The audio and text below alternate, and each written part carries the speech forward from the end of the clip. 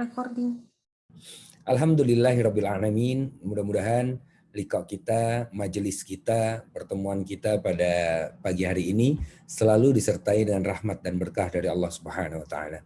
Kami bermohon kepada Allah agar kita semua diberikan kesehatan oleh Allah Subhanahu wa taala, agar kita semua diberikan perlindungan oleh Allah, keselamatan, curahan rahmat dan juga barakah, di mana pada saat menjalankan puasa di bulan Ramadan ini, Masya Allah, ya, kita masih dalam keadaan yang serba terbatas juga.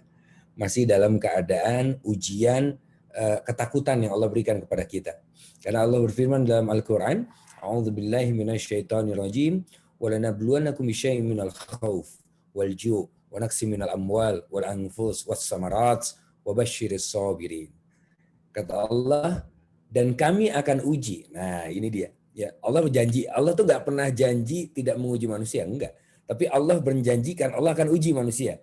Tapi ujiannya Allah sudah bocorkan dulu itu. Ujiannya berupa apa saja. Yang pertama adalah dengan ketakutan. Ya, khauf. Yang kedua adalah walju, kata Allah, dan juga dengan kelaparan, ya. Dan juga dengan wanaksi minal amwal, berkurangnya harta. Dikurangin hartanya oleh Allah Subhanahu wa taala. Itu ujian yang biasa saja, ya. Enggak usah terus jadi galau, enggak usah jadi khawatir begitu. Kemudian wal anfus, dengan jiwa. Diuji dengan jiwa, dengan hati kita, diri kita, dari dalam diri kita diguncang-guncang oleh Allah Subhanahu wa taala. Dan juga dengan buah-buahan, kata Allah. Was samarat, ya. Untuk mengartikan buah-buahan ini sebetulnya ini ada satu ilmu lagi namanya ilmu balaghah. Ya, berarti bukan Allah secara letter luck gitu menguji kita dengan buah-buahan, bukan. Maksudnya begini. Kalau kita mau memakan buah, ya, itu dulu biasa bijinya kita tanam terlebih dahulu. Tanam bijinya, kan nggak langsung plek gitu ya. Seperti yang sekarang sudah ada, kita tinggal pergi ke mana-mana toko buah, tidak. Ya, tukang buah itu membeli dari petani buahnya. Nah, ya pada saat itu ditanam dulu bijinya. Biji ditanam, ya, kemudian ditanam di tanah yang gembur, nggak bisa di tanah yang kering. Jadi dipersiapkan dulu tanahnya, dipersiapkan dulu bibitnya. Pada saat ditanam, kemudian dijaga dari hama, diberikan pengairan, macam-macam itu. Itu perlu waktu, ya. Pada saat kemudian sudah muncul tunasnya, sudah mulai muncul putik-putik bunganya, ada yang kemudian ditutup lagi, nanti buahnya sudah muncul, diberikan pagar dan lain-lain begitu. Nah, saat itu kemudian tiba-tiba pada saat dia ingin memetik hasil buah yang sudah ranum, yang sudah matang, keesokan harinya ternyata dia dapati pohon buahnya itu sudah tidak ada buahnya sama sekali karena diambil oleh orang lain. Nah, ini dia. Ini diuji dengan buah-buahan, maksudnya apa? Dengan keikhlasan pada saat kita ingin mengambil buah, ternyata buah kita sudah diambil oleh orang lain. Masya Allah. Wa basyiris sabirin. Dan sampaikan kabar gembira, kata Allah, kepada orang-orang yang sabar. Siapa orang-orang yang sabar itu, ya Allah? Alladzina idza asabathum musibah qalu inna lillahi wa inna ilaihi raji'un.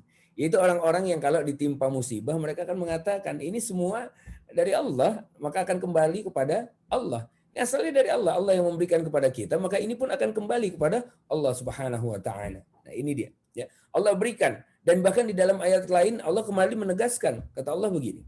Am hasibtum an tadkhulul jannah falamma ya'tikum masalul ladzina khala min qablikum, kata Allah. Apakah kalian mengira kalian akan masuk surga, kata Allah? Ya, sebelum aku akan uji kalian itu sebagaimana orang-orang terdahulu diuji oleh Allah. Masatsumul ba'sa wad-dharra wazulzilu. Allah akan uji dengan tingkatan-tingkatan ujian yang luar biasa sudah Allah persiapkan. Masatsumul ba'sa, ba'tsun, ba'ts. Ujian di tingkat yang paling rendah. Biasanya ini ujian di tingkat manajemen diri sendiri gitu, memanage diri kita. Ujian dari dalam diri, yang keluar dari dalam diri itu. Nafsu misalnya, syahwat perut misalnya, syahwat kemaluan misalnya, dan lain-lain. Itu kemudian bagaimana kita memanage itu agar kemudian ini tidak meledak-ledak begitu. Ya. Dan juga pada saat kemudian kita ingin melakukan ketaatan-ketaatan, itu ada ujian juga dari dalam diri sendiri. Ya, sekarang misalnya, niatnya mau khatam Quran. Ya. Sudah lewat 1 hari dia itu ternyata 1 juznya lewat. Nanti mulai timbul itu yang namanya alasan-alasan lagi baru. Apa? Nantilah ngejarnya kan masih bisa pas iktikaf. Masya Allah. Padahal nanti iktikaf ada lagi godaan-godaan dari dalam dirinya yang bisa membuat dia ini malah sibuk saja ngobrol sama teman-temannya, main jadinya, malah kuliner waktu i'tikaf dan lain-lain itu. Nah, ini yang membuat kemudian godaan-godaan yang tingkatnya masih rendah bisa menggugurkan atau menggagalkan ibadah seseorang. Kalau ujian di tingkat rendah itu kemudian sudah berhasil dilewati, maka dia akan naik kelas lagi ujiannya. Wad-dharra, yaitu ujian yang sudah mulai ada lontaran-lontaran dari luar. Mulai ada serangan-serangan dari luar. Imma itu serangan berupa makian, cacian, hinaan misalnya dari orang lain, atau bahkan sampai ada usaha untuk mencegah dia berbuat kebaikan. Mau pergi ke masjid misalnya, ya masjidnya agak jauh, tiba-tiba kunci mobil, kunci motor dan lainnya diumpetin sama temannya. Tiba-tiba dia tidak menemukan hal itu. Nah, ini sudah ada serangan-serangan dari luar. Dan kemudian kalau itu berhasil dilewati oleh dirinya, maka lihat ujian yang ketiga, wazulzilu. Allah akan guncangkan hatinya. Guncang dengan ujian yang dahsyat. Nah, ini dia. Kalau itu semua sudah dilewati, baru ada harapan untuk bisa masuk surganya Allah Subhanahu wa taala. Nah, ayahanda bunda, ikhwah yang dimuliakan Allah Subhanahu wa taala, insyaallah pada hari ini kita akan membahas kampung halaman kita sebagai penutup dari kajian Life After Death series yang kita jalankan bersama-sama selama di MRKR gitu ya. Seingat saya pintu-pintu surga udah selesai, seingat saya ya. Tapi mungkin ini di tempat lain, jangan-jangan karena materi ini dibawa kemana-mana. Jadi pada saat dikasih tahu pintu-pintu surga, loh bukannya udah beres? Belum Ustadz, katanya. Oh belum, baik. Oke, kalau begitu insya Allah kita akan membahas kampung halaman kita ini. Karena apa? Karena Nabi Adam alaihissalam itu asalnya dari surga. Walaupun surganya bukan surga yang sama. Lah, kok bisa Ustadz surganya kok bukan surga yang sama? Iya, ada dalilnya dalam Al-Quran itu. Wa qulna ya Adamu uskun anta wa zaujukal jannah. Itu dalil yang merupakan dalil penegas bahwa surganya Nabi Adam yang Nabi Adam tempati waktu itu nanti tidak sama dengan surga kita. Kenapa? Karena di ayat tersebut ya, wa kun aldamuskun anta wa zaujukal jannah, wa zaujuka al jannah, ada alif lam di depan kata-kata surganya. Di depan kata-kata jannah itu ada alif lam. Kalau alif lam ya di dalam pelajaran bahasa Arab gitu misalnya, alif lam itu merupakan huruf penunjuk gitu ya. Kata penunjuk bahwa surganya adalah surga yang khusus. Alif lam. Misalnya saya mengatakan sama Miko misalnya, Miko mana pulpen gitu ya, atau mana handphone, Miko akan mengatakan ini Ustadz. Ya, Miko akan memberikan handphonenya dia, atau mungkin Pak Salim akan memberikan handphonenya, ini Ustadz handphone, begitu kan? Nah, itu tidak ada alif lamnya berarti. Tapi kalau saya mengatakan mana handphone yang ini nih, yang ini, berarti yang ditunjuk adalah handphone saya yang ini. Tidak bisa handphonenya Pak Salim, tidak bisa handphonenya Miko. Harus yang ini. Ada alif lamnya. Begitu ya, bisa difahami ya. Nah, surga yang dimaksud, surga yang ditempati oleh Nabi Adam, itu ada alif lamnya. Wa zaujuka al jannah. Apa yang membedakan surga Nabi Adam waktu itu dengan surga yang nanti akan kita tempati? Apa yang membedakan itu? Lihat. Di surga Nabi Adam dikatakan wala taqraba hadhihi sajarah fatakuna minadh dhalimin. Ya, ada larangan ternyata. Di surganya Nabi Adam pada saat itu ada larangan. Janganlah kalian mendekati pohon yang satu ini ya, jangan didekatin. Alih-alih bukan cuma didekatin, buahnya dimakan oleh Nabi Adam alaihissalam. Kan begitu ya. Karena apa? Keindahan surganya dan dibisiki oleh iblis bahwa kalau mau abadi di surga ini makan buah ini. Begitu. Subhanallah. Dimakan. Ada larangan. Ada larangan. Di surga kita nanti tidak ada larangan. Mau ngapain, monggo, silahkan. Mau makan apa aja boleh, ada, disiapin. Mau minum model kayak gimana aja ada. Masya Allah. Ini yang membedakan antara surganya kita nanti dengan surga yang ditempati Nabi Adam alaihissalam pada saat sebelum diusir ke bumi. Diturunkan ke bumi. Nah, ayahanda bunda ikhwan, kalau kita berbicara tentang surga, ini Masya Allah. Ada kerinduan. Ya, orang yang beriman itu pada saat disebutkan surga kepadanya, maka hatinya bergetar itu bisa. Ya, surga, ya Allah, gitu. Ada harapan, Harapan yang betul-betul berharap dari dalam hati yang paling dalam, sehingga kadang-kadang tanpa sadar kita memejamkan mata kita. Ya kan? Surga gitu. Mau surga yang mana? Ya Allah, jadikan hamba penghuni ya Allah. Itu tanda apa? Tanda berhubung antara lisan dengan hati. Hati dengan lisan itu connect jadinya. Karena apa? Kata-kata yang keluar dari lisan kita itu mengharap, merintih, memohon kepada Allah agar kita bisa dimasukkan menjadi salah satu penghuni surga itu. Begitu. Karena apa? Karena tingkatan surga emang berbeda-beda, teman-teman. Berbeda-beda. Yang namanya tingkatan surga, saya akan memilih beberapa saja tingkatan ini. Hanya sebagai dalil saja. Begitu ya.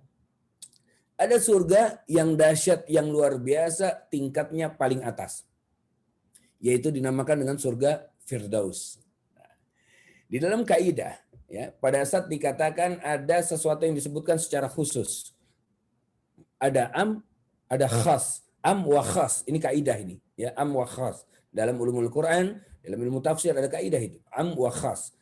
Am itu umum, khas itu khusus. Nah, kalau ada sesuatu yang disebutkan secara khusus di dalam Al-Quran, ya, maka segala sesuatunya pasti terikat oleh apa? Oleh syarat-syarat yang khusus pula.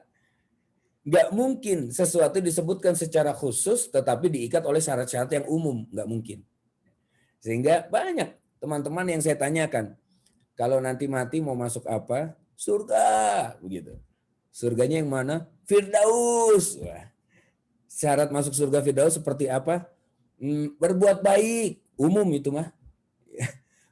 Mengerjakan perintah Allah. Umum. Semua juga pasti mengerjakan perintah Allah yang di dalam surga. Meninggalkan larangannya, apalagi sama juga umum itu sarwakene, sama aja. Nah, oleh karena itu ada hal-hal yang khusus pasti karena surganya disebutkan secara khusus. Surga Firdaus paling atas ya, maka kita lihat ternyata diikat oleh syarat-syarat yang khusus ada di dalam surat Al-Mu'minun. Saya sempat sampaikan beberapa kali ini. Ya, dari ayat 1 sampai ayat 11 itu. Qad aflahal mu'minun alladzina hum fi shalatihim khashi'un walladzina hum 'anil lagwi mu'ridun walladzina hum lizakati fa'ilun walladzina hum li furujihim hafizun wa pakai wa semua. Alladzina hum walladzina hum walladzina hum walladzina hum gitu ya. Itu ternyata ujungnya ulaika humul warisun alladzina yarisunal firdausa hum fiha khalidun. Mereka itulah dari syarat yang awal sampai terakhir ya, ditutup dengan wallazina hum 'ala sholawatihim yuhafizun. Dibuka dengan sholat yang khusyuk, ditutup dengan pandai menjaga sholatnya. Diikat itu. Sholat, sholat. Sholat dengan sholat. Al-Mu'minun ayat 1 sampai 11. Surat ke-23. Nah, ternyata semua diikat dengan wa, dan. Begitu ya. Kalau kalimat diikat dengan kalimat dan, itu dinamakan dengan ataf atau atful ma'iyah. Huruf untuk mengikat. Yang mana kalimat sebelumnya dengan kalimat setelahnya itu mempunyai ketentuan hukum yang sama, diikat. Jadi nggak bisa salah satu, semuanya harus ada di situ. Dan syarat-syarat itu harus ada di dalam diri seorang hamba kalau seorang hamba ini ingin masuk ke dalam surga Firdaus. Karena surga Firdaus itu bukan surga sembarangan. Nggak ada yang surga sembarangan memang ya, tetapi di situ itu surganya para nabi dan rasul. Para nabi dan rasul. Wah, Masya Allah. Nanti kalau misal ini ya, Akhi Miko dengan Pak Salim masuk surga. Surganya berbeda antara satu dengan yang lain. Amin ya Allah. Ya. Kemudian Pak Salim bertanya dengan Miko. Mik, Masya Allah, ingat nggak dulu ngaji kita bareng-bareng di MRKR? Iya Pak. Kamu sekarang surganya di surga tetangga sama siapa Mik? Lagi ngobrol ini ceritanya. Sebelah kanan saya kayaknya Ustadz Abu Fida deh Pak. Wah Masya Allah, iya saya kenal sama beliau. Amin Insya Allah. Ya, Masya Allah orang soleh mudah-mudahan. Ya. Di sebelah kirinya siapa? Oh di sebelah kirinya ada Syekh Fulan. Masya Allah. Syekh Al-Misri misalnya. Waduh itu betul orang soleh. Luar biasa. Antum ini ya tetangga dengan orang soleh di surga. Alhamdulillah kata Miko. Gantian ini Miko saking udah senangnya nanya. Kalau Pak Salim tetangganya siapa Pak? Pak Salim mikir, kalau nggak salah di sebelah kanan saya itu Nabi Ibrahim deh. Masya Allah, luar biasa. Hah? Kata Miko, Nabi Ibrahim? Iya, kalau nggak salah ya. Sebelah kiri itu Nabi Isa. Hah? Rasulullah? 3 rumah di depan. Allahu Akbar. Bayangkan itu. bertetangga dengan para nabi dan rasul, tingkatannya Masya Allah. Itu Biko pasti akan merasa, aduh nyesel, kenapa ya? Kenapa dulu itu ngajinya nggak kayak Pak Salim? Kenapa dulunya nggak baca Quran seperti beliau? Kenapa dulunya nggak jadi pengurus DKM? Kenapa ya? Itu ada apa ya? Ada penyesalan nanti. Penyesalannya bukan iri, bukan dengki, tidak. Karena rasa iri, dengki, marah udah dicabut oleh Allah. Nggak ada rasa-rasa itu. Ya, tetapi ada rasa menyesal karena apa? Aduh, coba ya. Kalau surgaku aja sudah sebegini indah, gimana surga yang di atas? Karena kita, ya, kalau ada orang-orang misalnya yang masuk surga di tingkatan yang bawah, itu nggak bisa main ke atas, main yuk ke Firdaus dengan pakai visitor card misalnya, kartu pengunjung nggak bisa. Ya. Tapi dari Firdaus kalau mau lihat-lihat ke bawah boleh. Ini dia. Ya. Firdaus ke bawah boleh, dari bawah ke atas nggak bisa. Masya Allah. Nah, mumpung kita masih hidup, masih bisa memperjuangkan Firdaus ini. Kalau kita nggak tahu syarat-syarat yang mengikat, akhirnya nggak bisa berusaha. Apa ya? Ngawang-ngawang begitu. Ya, ngawang. Jadi kayak menghayal. Nah, kalau ini Allah sudah tetapkan, lihat tuh. Kalau mau masuk Firdaus itu syarat-syaratnya. Jelas disebutkan. Jelas disebutkan. Itu satu. Nah, syarat pertama, alladzina hum fi sholatihim khusyi'un. Yaitu mereka pengisi surga Firdaus adalah orang-orang yang sholatnya khusyuk. Sholatnya khusyuk. Kita sholatnya udah khusyuk belum? Baik. Kalau belum khusyuk, kita jangan bicara Firdaus dulu ya. Kita bicara surga yang tingkatannya di bawah lagi. Gak apa-apa. Kita tinggalkan Firdaus dulu. Mudah-mudahan yang di bawah ini kita masuk ke dalamnya. Di bawah itu ada taman-taman surga namanya. Di dalam surat Az-Zariyat, surat ke-51 kalau saya tidak keliru. Az-Zariyat itu ya. Surat 51. Dikatakan innal muttaqina fi jannati wa uyun, kata Allah. Sesungguhnya orang-orang yang bertakwa itu adanya di taman-taman surga. Itu mulai dari ayat 15 ke bawah itu, ya. Ayat 15 ke bawah. Innal muttaqina fi jannati wa uyun. Orang-orang bertakwa tempatnya di taman-taman surga, ya. Kan qalilan minal laili ma yahjaun. Mereka itu tidur malamnya sedikit, kata Allah. Ya, mereka tidur malamnya sedikit, bukan berarti begadangan nge-DJ ya Mik, bukan ya. Kita dulu kalau itu kan masa jahiliyah ya, bukan ya, bukan.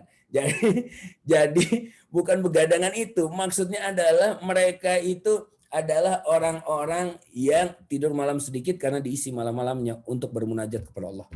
Diisi malam-malamnya itu untuk menegakkan kakinya, qiyamul lail, tahajud di hadapan Allah.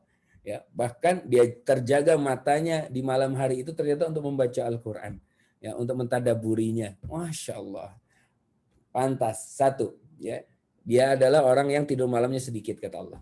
Yang kedua, wabil asharihum yastagfirun, dan ya, kemudian di banyak waktu sahar mereka beristighfar. Apa itu waktu sahar? Waktu sahar itu apa sih? Ya, wabil asharihum yastagfirun. Ya, malam di dalam Islam itu dibagi tiga. Malam, ya, malam hari dibagi tiga waktu. Ada muqaddimatul lail, ya, ada thuluthul lail, ada kemudian sahar. Nah, sahar. Muqaddimatul lail itu mulai isya ke atas, muqaddimatul lail. Awal malam itu, dikatakan awal malam. Kemudian thuluthul lail, sepertiga malam. Sudah sepertiga malam terakhir, ya. Ini dinamakan dengan thuluthul lail. Itu ada di jam-jam premiumnya, ada di jam sekitar jam 2:30 pagi. 2:30 pagi sampai setengah jam sebelum subuh. Kalau subuh kita jam 4:30 pas misalnya, maka dia sampai jam 4 gitu. Ya, thuluthul lail. Sepertiga malam terakhir. Nah, mulai jam 4 sampai waktu subuh hanya setengah jam itu dinamakan dengan sahar. Sahar. Nah, ibadahnya biasanya adalah sahur. Waktunya namanya sahar, ibadahnya namanya sahur. Maka makan sahur yang afdol ya, itu adalah mulai setengah jam sebelum azan subuh. Jadi bukan jam 2, bukan jam 2:30, bukan jam 3. Ya. Sahur itu lebih afdalnya setengah jam, mulai setengah jam sebelum ini. Sahur makin diakhirkan makin baik. Makin baik. Ya. Makin mendekati subuh makin baik. Ya, sebelum itu apa dia? Istighfar. Ya, dikatakan, tasaharu fa inna sahuri barakah. Sahurlah kalian karena sesungguhnya di dalam sahur itu ada keberkahan, Ya. Jadi jangan mentang-mentang mampu menahan lapar, dia terus kemudian saya emang nggak sahur aja lah, cukup minum aja nih malam hari ini. Besok udah niat aja dari sekarang bablasin sampai subuh. Nggak begitu, ya. Karena apa? Ingin mengambil berkah keberkahan yang Allah titipkan di sahur itu. Itu yang kedua. Yang ketiga syaratnya adalah dia ini adalah orang-orang yang menyisihkan hartanya kepada orang yang meminta maupun tidak meminta. Orang yang meminta maupun tidak meminta.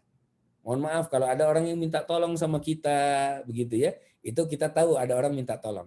Tapi terkadang kita punya teman yang mana teman ini hidupnya susah sebetulnya. Kita tahu banget hidupnya susah. Saudara kita mungkin, kita tahu sekali hidupnya susah, tapi mereka menjaga diri mereka dari minta-minta. Gak mau minta-minta mereka. Ya, mereka berjuang tetap. Tapi kita lihat, aduh, kayaknya sulit hidupnya. Nah, saat itu tanpa mereka meminta pun kita memberikan bantuan kita. Meminta dan tidak meminta. Kalau yang meminta mudah kita ketahui, tapi untuk yang tidak meminta, nah ini diperlukan apa? Kebesaran hati kita. Diperlukan yang namanya kelembutan hati kita untuk kemudian bisa sensitif terhadap penderitaan-penderitaan orang lain itu, kesulitan-kesulitan orang lain. Dan tidak ada waktu yang jauh lebih baik untuk mulai menata hati kita kecuali di bulan Ramadan. Ramadan ini waktu terbaik untuk kemudian kembali menata, membersihkan hati, membuat rencana-rencana ke depan, yang mana rencana-rencana yang kita buat ini akan selalu bernilai ibadah dan akhirat di hadapan Allah Subhanahu wa taala. Ini yang paling penting, ya. Ini yang paling penting. Baik. Kalau 3 syarat ini belum ada pada diri kita, maka kita turun lagi ke surga yang di bawahnya lagi, ya, surga yang di bawahnya lagi.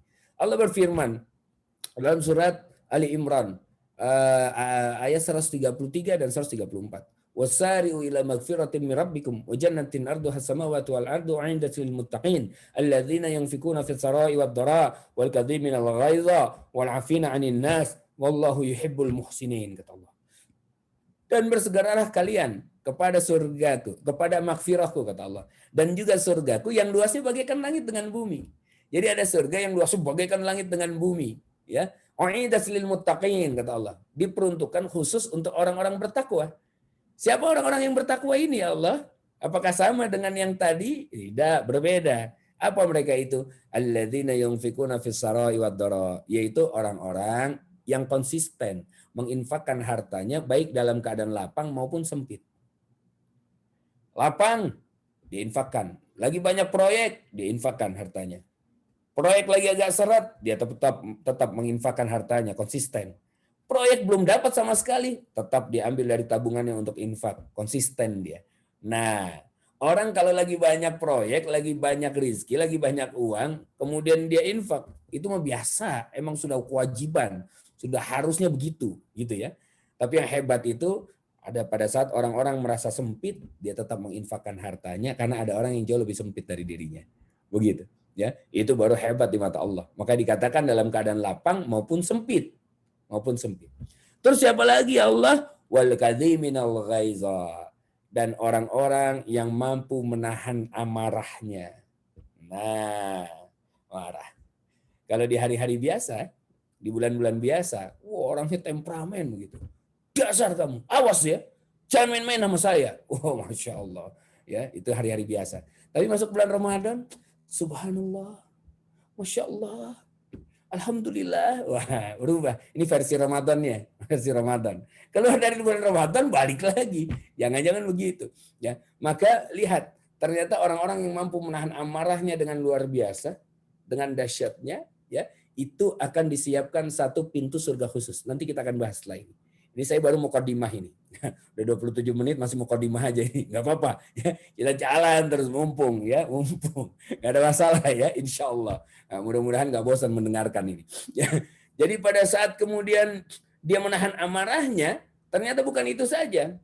Ada lagi wal afina 'anin nas, dan orang-orang yang mampu memaafkan kesalahan orang lain. Mampu maafkan. Yang dia maafkan. Dan hati seseorang bisa mudah memaafkan itu di bulan Ramadan. Karena apa? Hati makin lembut itu pada Allah. Makin lembut karena kedekatan dengan Allah Subhanahu wa taala. Wallahu yuhibbul muhsinin. Dan Allah cinta kepada orang-orang yang berbuat baik, kata Allah, berbuat ihsan. Masya Allah. Ini 3. Tiga ini udah ada belum dalam diri kita? Infak yang konsisten, menahan marah, dan mampu memaafkan kesalahan orang lain. Insya Allah ada ya, insya Allah. Insya Allah. Insya Allah kita ada nih, minimal di surga ini nih, insya Allah mudah-mudahan ya Allah udah di tangan. Nah kalau belum juga, maka kita coba bahas surga yang paling rendah, paling bawah. Surga yang paling bawah tidak disebutkan dalam Al-Quran, tapi ada dalam hadis Rasulullah SAW. Bahwa surga yang paling rendah itu, yang paling bawah itu, dikatakan oleh Rasulullah, ma la ainun ra'at, wala uzunun sami'at, wala khatar ala qalbi basar.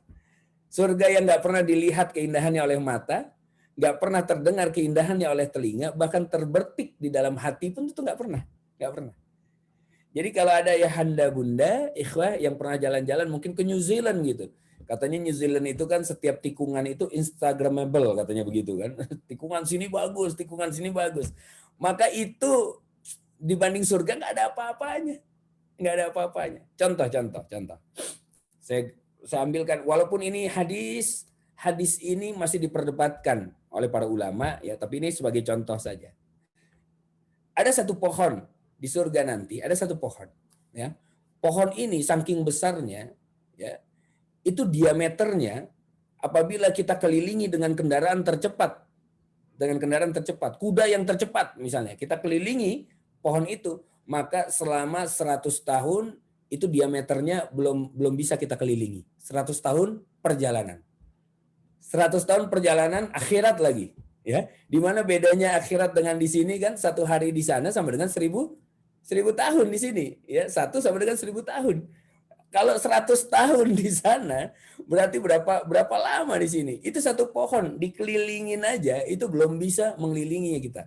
Nah, dan apabila angin bertiup, dikatakan pohon ini bergoyang, maka pohon ini akan menampilkan seluruh jenis hiburan yang pernah ada di dunia. Nah, loh. Pohon apa itu? Jangan-jangan pohon bertiup, set ada Miko lagi ke DJ, jangan-jangan ya. Dilihat. Kan yang pernah ada di dunia, Mik, yang pernah ada di dunia. Nah, ini bergoyang pohonnya. Loh, pohon apa itu? Maka pada saat Umar bin Khattab bertanya kepada Rasulullah, "Ya Rasulullah, ajartu jannah." Ya Rasulullah, apakah engkau sudah pernah melihat surga? Engkau kan pernah melihat surga. Ya. Naam, kata Rasulullah. Iya, betul. Ya, coba sampaikan kepada kami bagaimana keindahan surga itu, bagaimana ya Rasulullah? Seperti apa? Apa kata Rasulullah? Ajastu lisani. Lidahku ini seperti dipotong, kata Rasulullah. Ya, lidahku seperti dipotong, nggak bisa ngomong gitu Rasulullah. Apa ya? Padahal Rasulullah Shallallahu Alaihi Wasallam adalah hamba Allah yang apa? Afsah lisanan. Lisannya paling fasih Rasulullah itu. Lisannya paling fasih, paling theater of mind-nya jalan. Jadi Rasulullah kalau pada saat menjelaskan sesuatu itu detil. Kalau Rasulullah nggak detil, daya ingatnya nggak luar biasa. Itu pada saat menjelaskan sholat bisa skip gitu, ya. Pada saat menjelaskan hukum bisa tidak urunut. Tapi tidak, Rasulullah itu runut dan tertata sekali. Tapi pada saat ditanya tentang surga, Rasulullah mengatakan lidahku bagai dipotong gitu. Bagai dipotong. Maksudnya apa? Apa ya kata Rasulullah? Aku nggak pernah lihat di dunia soalnya. Ini dia. Sebagaimana anak dari bayi, mulai besar dikit, udah bisa ngomong, kan baru nanya itu. Ayah itu apa? Ayah itu apa? Ayah itu apa? Karena dia nggak pernah lihat di perut ibunya. Ya kan? Itu apa? Itu apa? Itu apa? Nah nanti kita di surga pun melihat loh. Apa ya ini? Apa ya ini? Begitu. Nggak pernah dilihat di dunia. Kan dikatakan mala ainun ra'at, kata Rasulullah. Nggak pernah dilihat dengan mata kepala kita di dunia itu. Sehingga Rasulullah nggak bisa menjelaskan apa ya, gimana ya. Waduh, pokoknya indah begitu. Nah, ini adalah tingkatan-tingkatan surga. Yang mana tingkatan-tingkatan surga ini ternyata memiliki banyak pintu. Ada pintu-pintu surganya. Tempat nanti seorang hamba akan bisa masuk ke dalam pintu-pintu tersebut. Ya, baik. Walaupun tidak urut, saya akan bahas satu persatu. Pintu neraka, pintu-pintu neraka yang sudah kita bahas, pintu neraka itu ada 7. Pintu neraka ada 7 pintu. Begitu ya, neraka itu ada 7. Pintu-pintu surga ternyata ada 8. Ada 8 pintu-pintu surga. Ini menandakan bahwa apa? Bahwa rahmat dan kasih sayang Allah itu jauh lebih besar daripada murkanya Allah. Murkanya Allah. Dan teman-teman sekalian, ayahanda bunda, ikhwah yang dimuliakan Allah, ingat Bukannya Allah yang ingin kita masuk neraka. Bukan. Bukan. Kalau kita mengatakan, ini Allah nih yang menyebabkan nih saya masuk neraka. Tidak. Allah tidak menginginkan kita masuk neraka. Dari mana buktinya, Ustadz? Dari begitu gamblangnya Allah jelaskan, ya, siapa sifat-sifat penghuni neraka, orang-orang yang seperti apa itu, ya. Neraka jahanam seperti apa, neraka ladha seperti apa, neraka sa'ir seperti apa, neraka sakar seperti apa, dan seterusnya. Sudah dijelaskan yang namanya sifat-sifat penghuninya. Sudah kemudian Allah peringatkan, jangan ini, jangan itu, jangan begini, jangan begitu. Tapi kita tetap melakukannya, berarti kita yang pengen masuk neraka, bukan Allah. Kita yang ingin masuk neraka. Allah tidak menginginkan kita untuk masuk ke dalam neraka. Namun kita ini yang ingin masuk neraka. Gara-gara apa? Allah sudah jelaskan, Allah sudah larang secara gamblang, kitanya masih seperti itu. Begitu. Ya. Oleh karena itu lihat, ternyata Allah men-challenge kita untuk mengejar surganya Allah. Yang mana tingkatan-tingkatannya luar biasa, pintu-pintunya pun ada banyak. Ada 8 pintu surga. Masya Allah. Pintu yang pertama. Pintu yang pertama dinamakan dengan pintu Al-Aiman.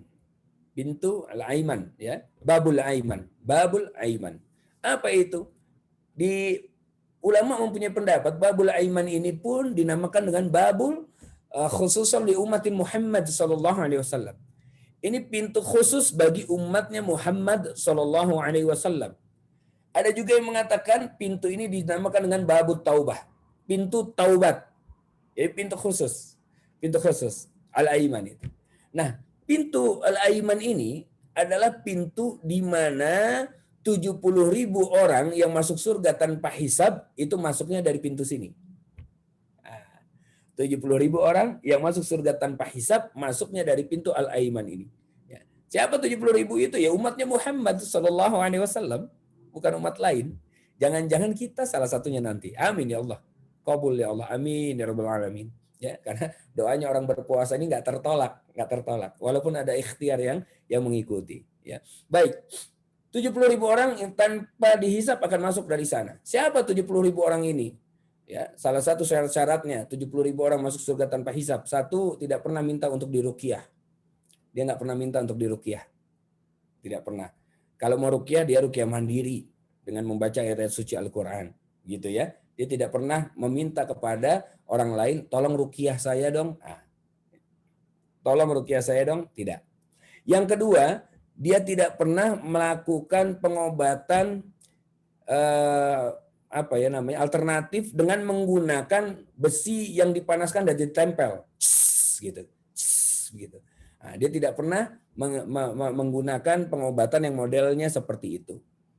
Ini ada 2 yang disebutkan di dalam hadis, ya. Tidak pernah minta diruqyah dan tidak pernah pengobatan dengan api atau besi yang ditempel gitu, ces begitu. Baik. Itu adanya di pintu Aiman, ya. Dan dikatakan juga ini adalah pintu khusus dari umatnya Muhammad sallallahu alaihi wasallam. Pintu taubat dinamakan dengan pintu taubat. Karena Allah itu apa? Allah itu At-Tawwab, Maha menerima taubat.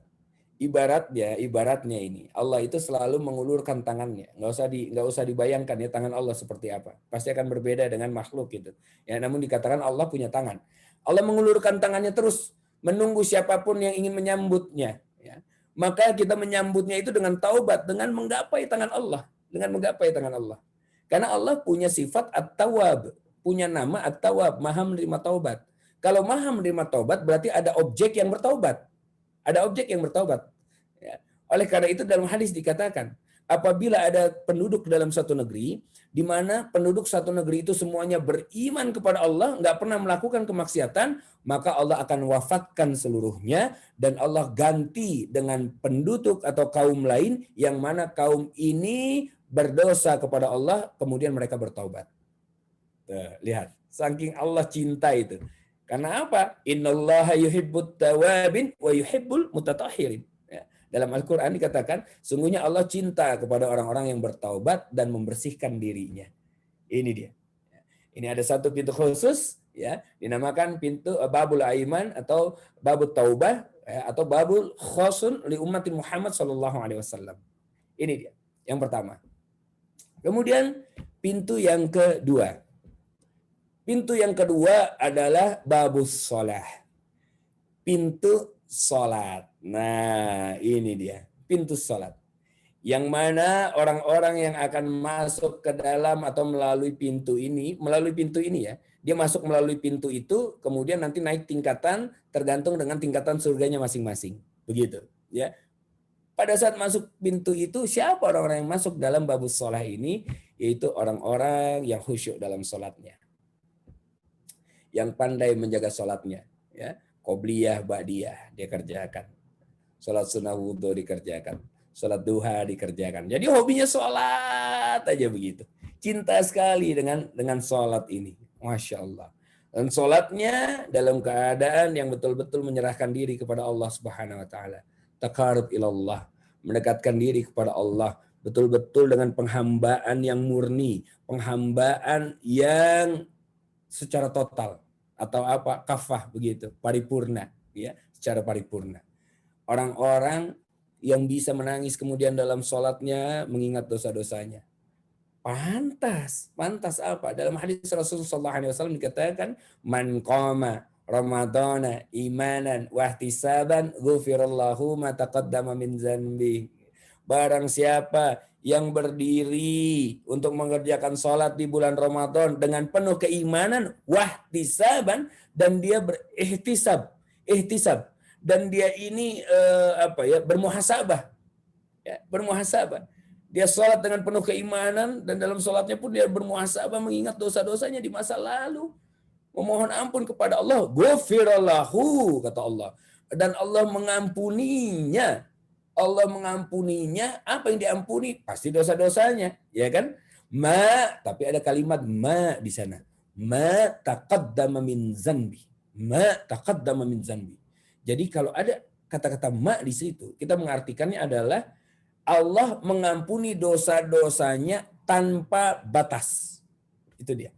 Karena ada kalimat ma di sana, tanpa batas. Dari mulai dia akhir balik sampai ke detik ini, Allah hapuskan dan ampuni semua dosa-dosanya. Masya Allah. Dalam hadis lain dikatakan, man soma Ramadana, barang siapa yang berpuasa di bulan Ramadan. Ya, hadis berikutnya mengatakan, barang siapa yang sholat qiyamul lail, qiyam, man qama, berdiri dia untuk sholat dengan penuh kesungguhan, penuh keimanan, Allah akan ampuni dosa-dosanya. Masya Allah. Maka waktu sholat itu ditunggu-tunggu. Kita lihat gitu. Kita bisa mengukur diri kita sendiri. Menjelang waktu sholat, apakah kita udah siap-siap atau belum? Atau jangan-jangan waktu sholat sudah di akhir-akhir baru kemudian tergerak. Itu pun dengan kadang-kadang dengan bersungut-sungut, ya, kadang-kadang dengan malas. Nauzubillah. Ini kita bisa mengukur diri kita sendiri. Apakah kita sudah memantaskan diri kita untuk bisa masuk ke dalam pintu tersebut? Babus sholat. Ini yang kedua. Kemudian yang ketiga adalah babus sedekah. Pintu sedekah. Pintu sedekah. Pintu sedekah ini Masya Allah dikatakan dalam beberapa hadis dikatakan bahwa apabila kita masuk melalui pintu ini, maka kita akan masuk bersama dengan Abu Bakar As-Siddiq dan Maryam. Abu Bakar As-Siddiq dan Maryam. Masya Allah. Ya, ini walaupun hadis ini masih menjadi perdebatan, tapi saya sampaikan saja untuk kemudian menginspirasi begitu ya, untuk kemudian menyemangati kita begitu. Baik, dikatakan bahwa babus sedekah ini dipersiapkan untuk orang-orang yang memang betul-betul luar biasa sedekahnya, luar biasa. Bahkan dia bersedekah dengan tangan kanan, tangan kirinya tidak mengetahuinya. Kan begitu ya.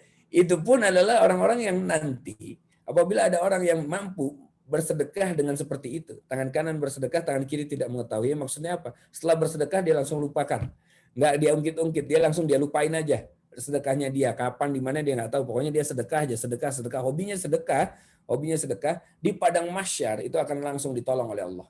Belum masuk surga nih, di padang mahsyarnya saja sudah ditolong oleh Allah, dilindungi, dinaungi oleh arsy-Nya Allah. Orang yang mampu seperti ini. Nah, ahli sedekah ini memang luar biasa. Kadang-kadang kita sedekahnya sekarang, nanti riyanya bisa 3 tahun kemudian. Sedekah ke masjid misalnya, kita masukin infak nih ke masjid, terang bantu masjid. MRKR mau bangun, siap, truk 10 juta, diam sekarang. Tiba-tiba bangunannya udah makin gagah, 3 tahun kemudian jadi gitu misalnya, makin gagah bangunan. Dia lewat di situ sama anaknya kemudian mengatakan, "Wah ya, bangunannya hebat ini MRKR bisa begini ya, Masya Allah. Ya, luar biasa indah banget ya ayah." Tadinya dia sudah tidak bicara apa-apa itu. Tadinya. Tapi ternyata 3 tahun kemudian, gara-gara anaknya ngomong begitu, akhirnya dia bilang, "Tahu nggak nak, ini uang ayah 10 juta ada di sini dulu ayah nyumbang." Masya Allah.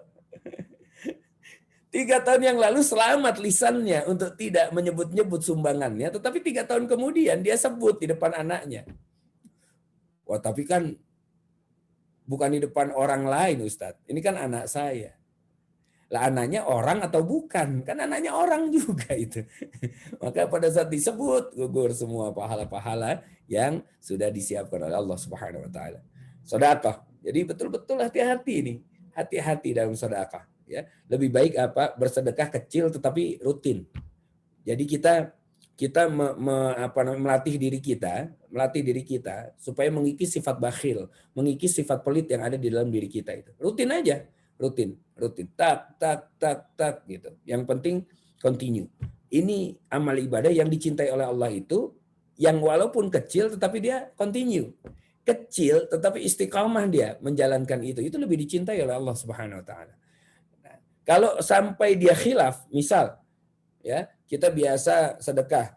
Karena biasa sedekah, tiba-tiba suatu hari kita lupa gitu, lupa nggak bersedekah. Selang 2 hari baru dia sedekah lagi, maka lupa dan khilafnya itu di hari tersebut Allah hitung dia tetap sedang bersedekah karena kebiasaannya di hari-hari sebelumnya. Nah, itu tuh adilnya Allah itu begitu. Berbeda dengan kita itu. Jadi nggak mungkin kita menyaingi adilnya Allah. Babus sedekah. Ini pintu yang ketiga. Kemudian pintu yang keempat adalah babur royan. Bab ar-royan. Ya. Pintu puasa. Nah ini dia. Pintu puasa. Mudah-mudahan kita semua yang berpuasa di hari ini dan hari-hari berikutnya dengan penuh keimanan dan juga bermuhasabah, Allah akan kumpulkan kita untuk masuk ke dalam pintu puasa ini bersama-sama nanti insya Allah. Amin. Amin. Ini dia. Ya. Jadi orang yang masuk ke dalam pintu puasa ini adalah orang-orang yang memang luar biasa berpuasanya, ya.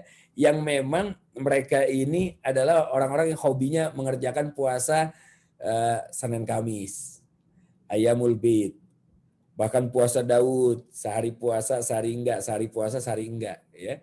Jangan kemudian ambil dalih saya melakukan sholat Daud, Ustadz. Sehari sholat, sehari enggak. Sehari sholat enggak ada dalil itu ya. Yang ada puasa Daud. Sehari puasa, sehari enggak. Nah, ini dia ya, orang-orang yang mencintai puasa. Mencintai puasa, maka dia akan bisa masuk ke dalam pintu tersebut. Pintu tersebut. Babur Rayyan. Bab Ar-Rayyan. Ini yang keempat. Yang kelima, yaitu adalah babul birrul walidain, ya, pintu berbaktinya seseorang kepada kedua orang tuanya. Bab birrul walidain, pintu birrul walidain, berbaktinya seseorang kepada orang tuanya. Kalau sudah ngomongin orang tua itu, ya Allah, Masya Allah, tidak ada apa ya, kalau kita bilang wakil Allah di dunia ini orang tua, ya. Maka jangan sampai lisan kita ini sempat menyakiti dan menggores hati kedua orang tua kita. Jangan sampai. Kenapa? Karena Allah saking ridhonya kepada orang tua kita. Allah ridho menyematkan kata-kata Rob kepada orang tua. Ya, Rob. Kata Rob itu kan untuk Allah kan? Rob itu kan Tuhan, kan begitu ya. Tetapi kata Rob ini Allah ridho untuk disematkan kepada orang tua. Coba cek waktu kita doa. Rabbik firli wali walidaya warhamhum kama rabbayani shaghira. Kan begitu ya. Rabbik firli, Rabb yang pertama itu disematkan kepada Allah. Rabbik firli. Ya Tuhanku ampuni diriku. Kan begitu ya. Rabbik firli. Rabb yang pertama untuk Allah. Wali walidaya dan kepada kedua orang tuaku. warhamhuma, dan sayangi keduanya, kama sebagaimana rabbayani shaghira. Rabb yang kedua itu kepada orang tuanya, sebagaimana mereka menyayangi kami di waktu kecil, ya Allah. Rabb yang pertama untuk Allah, Rabb yang kedua itu untuk orang tua. Disematkan kepada orang tua. Lihat, saking ridhonya Allah kepada orang tua, disematkan kalimat itu kepada kedua orang tua kita. Dan Imam Ibnu Abbas pada saat ditanya, wahai Imam, bagaimanakah definisi dari orang-orang yang durhaka kepada orang tuanya? Menurut engkau, wahai Imam, seperti apa durhaka kepada orang tua? Imam Ibnu Abbas, seorang yang saleh, sahabat Rasul SAW, mengatakan bahwa apabila kalian sedang duduk-duduk bersama ibu kalian atau ayah kalian, kemudian kalian bangkit dan tidak sengaja ujung kain kalian, ujungnya ya, tidak sengaja mengenai wajah kedua orang tua kalian, sesungguhnya kalian sudah durhaka. Allah. Gak sengaja set kena wajah gitu kan, sesungguhnya kalian sudah durhaka. Pantas seorang Imam Syafi'i pada saat diajak makan bersama dengan ibunya, selalu Imam Syafi'i itu tidak makan bersama-sama tetapi melayani ibunya. Ibu mau yang mana? Ibu mau yang mana? Ibu yang mau yang ini, Bu, mau yang itu, Bu, mau yang ini, Bu, begitu. Beliau melayaninya. Para muridnya bingung, bertanya kepada beliau, wahai Imam, kenapa engkau kalau diajak makan sama ibumu tuh gak mau makan bareng gitu? Engkau hanya melayaninya dulu saja, kemudian engkau baru makan kemudian setelah ibumu selesai makan. Apa Imam Syafi'i mengatakan? Aku khawatir akan menjadi anak yang durhaka di meja makan. Kenapa? Karena aku khawatir pada saat aku mengambil satu lauk, ternyata lauk itu sudah diincar oleh ibuku dari tadi, tapi ibuku tidak mengatakannya. Allahu Akbar. Masya Allah. Jadi, Bu, silakan Bu. Kita kadang-kadang kalau kita beda sama ibu kita ada. Lagi makan, Bu, kayaknya enak yang itu, Bu. Bagi dong, Bu. Bagi dong, sini. Subhanallah. Merasa saking akrabnya gitu sama ibu, jadi akhirnya, Bu, aduh, itu udahlah, ibu jangan makan banyak-banyak, gini mah nggak sehat buat ibu. Astagfirullah. Udah tahu nggak sehat buat ibunya, kenapa dipesen? Kadang-kadang begitu tuh, ya kita itu. Nah, dan Imam Asy-Syafi'i pada saat berjalan dengan ibunya, Masya Allah, berjalan dengan ibunya, ya, maka matanya itu sibuk untuk melihat mata ibunya. Kemana mata ibunya menatap? Ya. Pada saat ibunya menatap pada suatu tempat, ada satu barang yang mana tatapan ini jauh lebih lama daripada barang-barang yang lain, itu langsung Imam Syafi'i mengambil barang itu. Ibu mau yang ini? Jadi beliau sibuk melihat mata ibunya, kemana ini mata ibunya ini? Ibu mau yang ini, ibu yang mau yang ini, mau yang ini. Masya Allah. Dahsyat itu memuliakan orang tuanya. Luar biasa. Beda sama kita nih. Bentar lagi kalau tamcit buka nih, insya Allah kan. Tamcit udah buka, menjelang Lebaran. Ibu kita bawa. Bu, yuk belanja kita ke tamcit. Buat ibu. Baik. Jalan. Nah, kita tahu nih karena sudah hafal, depan ini kayaknya baju yang mahal-mahal nih. Depan baju yang mahal-mahal, bahaya ibu lewat sana. Bu, lewat kiri sini aja, Bu, kayaknya lebih banyak yang di sana ini. Kita tahu yang di kiri ini yang lebih murah-murah. Lah mau gimana, mau berkah hidupnya model begitu kepada ibunya. Ini dia. Usikum wa ayyan nafsi taqallah. Babul birrul walidain. Ya. Kalau sudah orang tua ini saya sepertinya akan banyak sekali bicara. Satu kisah, saya akan menutup menutup pintu orang tua ini dengan satu kisah. Di zaman Nabi Musa alaihissalam, Nabi Musa pernah bermohon kepada Allah untuk ditunjukkan siapa sahabatnya di surga nanti. Jadi Nabi Musa mengatakan kepada Allah, Ya Rabb, tolong tunjukkan kepada hamba siapa sahabatku di surga nanti. Allah langsung berbicara kepada Nabi Musa. Nabi Musa kan kalamullah, ya, nggak perlu Jibril untuk menyampaikan wahyu, tapi langsung Allah yang langsung berbicara kepada Nabi Musa. Wahai Musa, kata Allah, sebentar lagi orangnya akan lewat di depan kamu. Sebentar lagi. Wah. Karena dikatakan sebentar lagi, akhirnya Nabi Musa melihat itu. Pada saat melihat, ternyata dilihat ada seorang pemuda yang sedang bawa gembolan begitu, lewat. Karena Nabi Musa melihat dirinya, dia pun melihat Nabi Musa. Tapi dia nggak tahu kalau itu Nabi Musa. Ya. Karena zaman dulu kan belum ada TV, belum ada internet, jadi nggak tahu ya mana nabi ya. Kalau sekarang kan ada orang-orang error ngaku nabi ke-26, karena orang error itu namanya, ya orang error ya. Zaman internet malah jadi zaman error semua itu kebanyakan. Ya. Nabi Musa menatap, diam Nabi Musa, pemuda ini pun menatap Nabi Musa sambil jalan, diam juga. Oh ini sahabatku, kata Nabi Musa. Akhirnya diikuti oleh Nabi Musa.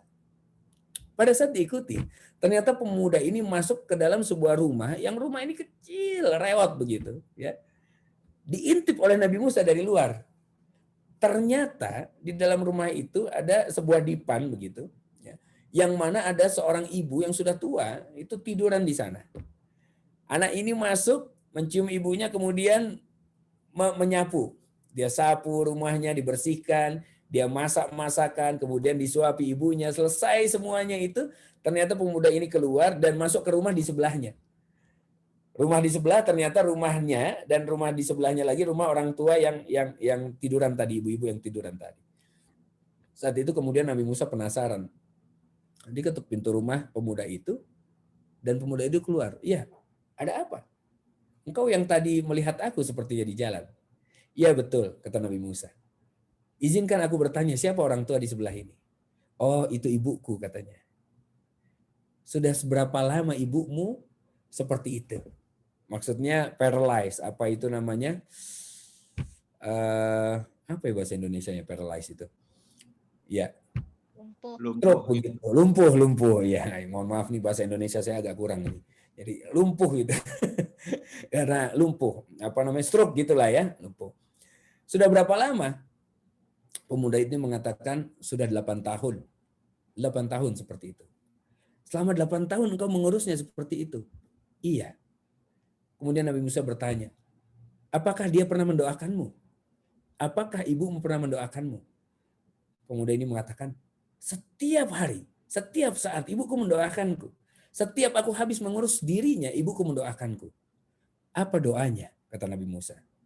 Pemuda ini mengatakan, ibuku selalu berkata, wahai anakku, aku bermohon kepada Allah agar engkau menjadi sahabatnya Musa di surga. Masya Allah. Allahu Akbar, kata Nabi Musa. Aku adalah Musa. Aku Musa alaihi salam. Dan engkau dikabarkan menjadi sahabatku kelak di surga oleh Allah Subhanahu wa taala. Masya Allah. Seorang yang betul-betul merawat ibunya.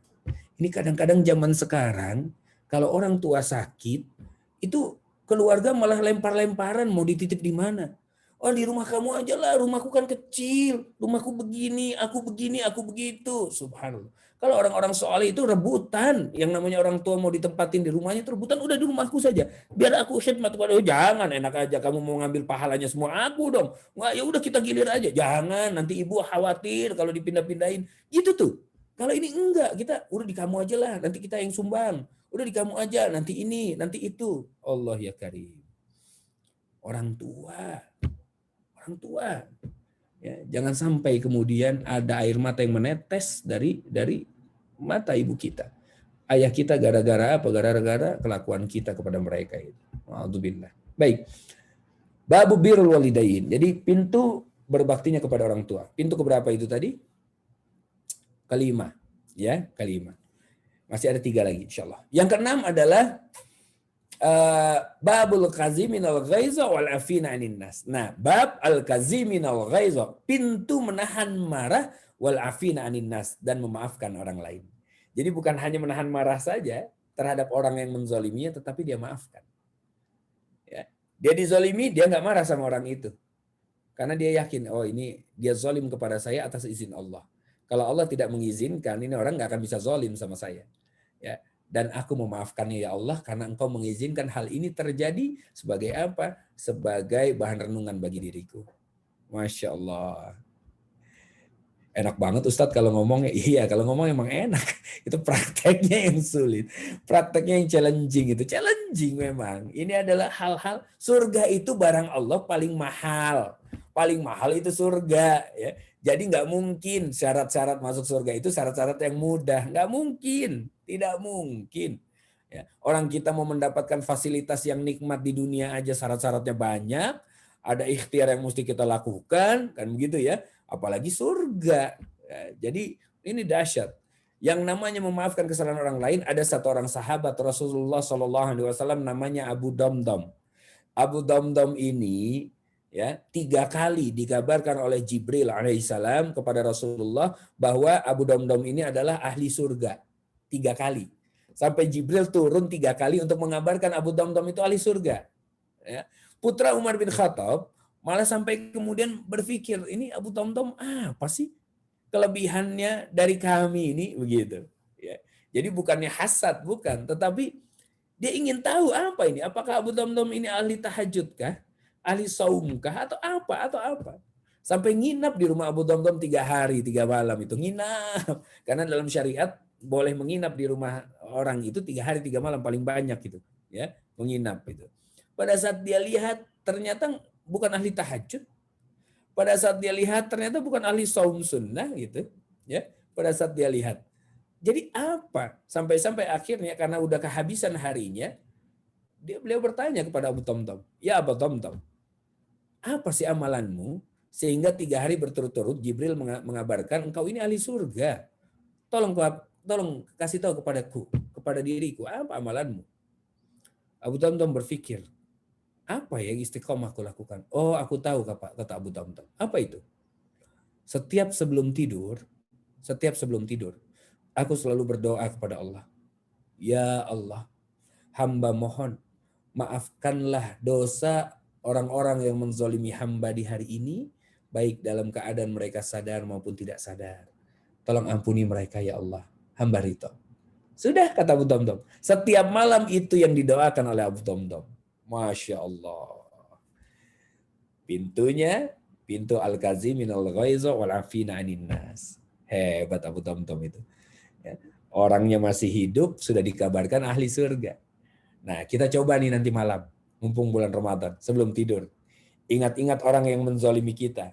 Setahun yang lalu, 2 tahun yang lalu, 3 tahun yang lalu, ya. Angkat tangan. Ya Allah, hamba mohon tolong ampuni si fulan, si fulan, si fulan.